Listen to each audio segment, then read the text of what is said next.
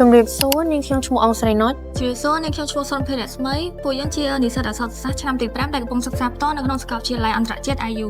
ក៏ថ្ងៃនេះផងដែរខ្ញុំពិតជាមានអារម្មណ៍ថារីករាយខ្លាំងមែនទែនដែលបានចូលរួមក្នុងវគ្គបណ្ដុះបណ្ដាលអភិវឌ្ឍវិជ្ជាជីវៈបន្តសម្រាប់ឱសថការីក្រមប្រធានបទក្រមសីលធម៌ឱសថការីនិងច្បាប់ស្តីពីការគ្រប់គ្រងអ្នកប្រកបវិជ្ជាជីវៈវិស័យសុខាភិបាលផងដែរហើយខ្ញុំក៏មានកិត្តិយសផងដែរដែលចូលរួមជាពិធីការនីនៅក្នុងកម្មវិធីនេះដែលនៅក្នុងវគ្គបណ្ដុះបណ្ដាលនេះដែលមានវាគ្មិនទាំងពីររូបចូលរួមដែលគាត់បានចែករំលែកអំពីក្រមសីលធម៌ឱសថការីក៏ដូចជាច្បាប់ស្តីពីការគ្រប់គ្រងអ្នកប្រកបវិជ្ជាជីវៈវិស័យសុខាភិបាលដើម្បីជូនចំពោះឱសថការីក៏ដូចជានិស្សិតឱសថសាស្ត្រ